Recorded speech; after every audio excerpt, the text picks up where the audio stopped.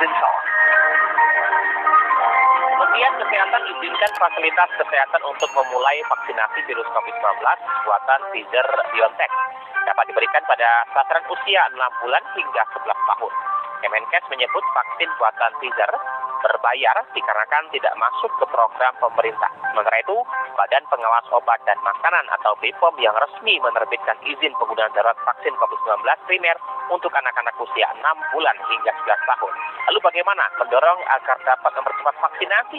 Kami temui anggota Komisi 9 DPR RI, Rahmat Handoyo. Elshinta News and Talk. Selamat siang Pak Rahmat, apa kabarnya Pak Rahmat?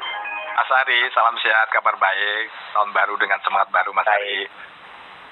Baik, Pak Rahmat, tahun baru ya, 2023 PPKM sudah dicabut, namun juga vaksinasi harus tetap diutamakan terkait dengan untuk menjaga antibodi kita. Nah, terkait dengan adanya aturan yang baru ini, vaksin untuk usia 6 hingga 11 tahun, seperti apa Anda melihatnya Pak Handoyo? Iya, saya belum mendapatkan informasi secara utuh ya terhadap aturan vaksinasi untuk anak-anak ya, karena memang saat ini pemerintah belum melaporkan secara khusus kepada Komisi 9 bagaimana strateginya untuk anak-anak yang di bawah 11 tahun atau 6 bulan sampai 11 tahun ini ya, karena memang barusan saya dapat konfirmasi dari Kementerian Kesehatan. Saat ini justru yang terkait dengan usia 9 atau 6 bulan sampai 11 itu masih dalam proses penelitian gitu loh.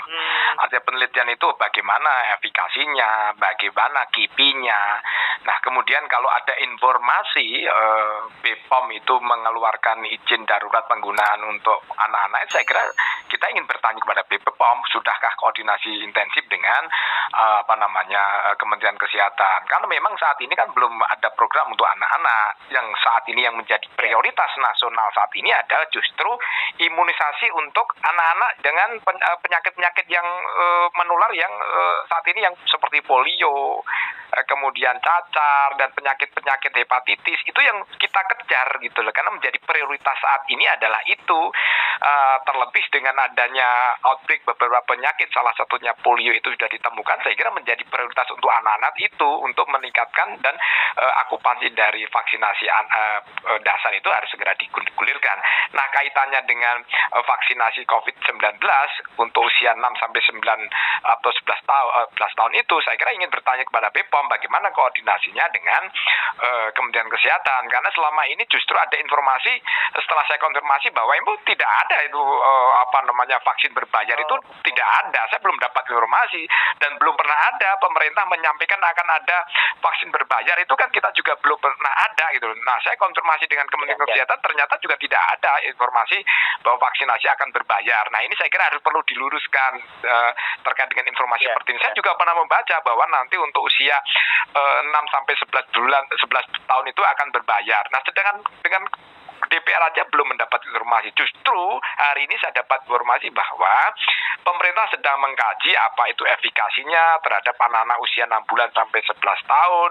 Karena relatif saat ini kita bersyukur ya, kasus COVID-19 untuk anak-anak kan relatif kecil, tidak sedahsyat usia-usia dewasa ya. Sedangkan yang kita dorong dan kita lanjutkan, prioritas utama kita ini adalah yang risiko tinggi ya, termasuk lansia. Kita lanjutkan boosternya, kita lanjutkan untuk usia-usia yang belum di booster harus segera dilanjutkan. Itu menjadi prioritas utama. Sedangkan anak-anak, saya dapat informasi yang barusan sebelum ini on air di Elshinta, saya dapat informasi bahwa memang belum dijadikan program.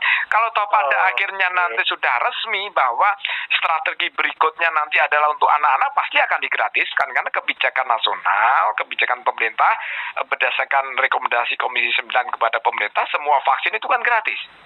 Kemudian tiba-tiba muncul ini, saya kira juga harus kita sampaikan kepada pemerintah, terutama kepada BPOM ya, untuk bisa bagaimana koordinasi dengan Kementerian Kesehatan.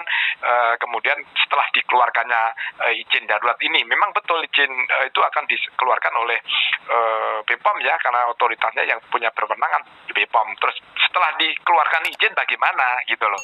Sedangkan pemerintah tidak ada program untuk berbayar untuk anak-anak gitu loh. Ini harus kita sampaikan kepada masyarakat begitu. Begitu Bung Ari. Iya.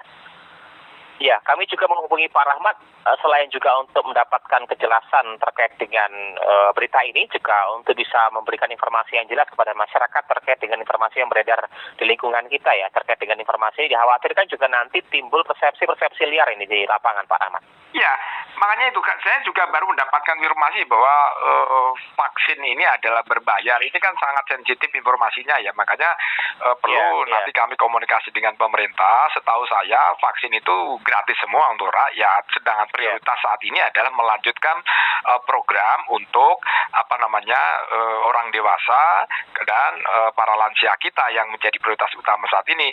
Nah, sedangkan saat ini pemerintah masih dalam proses penelitian apakah itu kipinya buat anak-anak usia yang 6 bulan sampai 11 tahun, kemudian efikasinya seperti apa, dan dampak-dampak yang lainnya lagi dalam proses penelitian. Nah, sedangkan pemerintah belum mengeluarkan itu semuanya, gitu loh.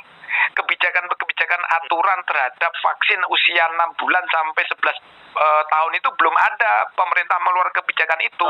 Masih dalam proses pengedokan. Nah, saya kira itu biar tidak memunculkan satu pertanyaan, saya kira ya nanti dalam masa persidangan berikut ini pertengahan bulan Januari akan kita komunikasikan dengan Kementerian Kesehatan begitu, Bang Ari. Baik, Pak Rahmat. Jadi intinya kami nanti akan update kembali ya terkait dengan informasi ini, kejelasan dan juga kepastiannya dari Pak Rahmat Handoyo terkait anggota Komisi 9 agar juga masyarakat lebih jelas mendapat informasi dan juga tidak beredar informasi hoax ya. Betul, Bang Ari. Terima kasih Pak Rahmat ya sudah bersama dengan Sinta siang hari ini ya. Sama-sama Bang Ari, salam sehat. Assalamualaikum warahmatullahi wabarakatuh. Salam sehat selalu Pak. Waalaikumsalam Pak. Demikian pendengar anggota Komisi 9 DPR RI Rahmat Handoyo.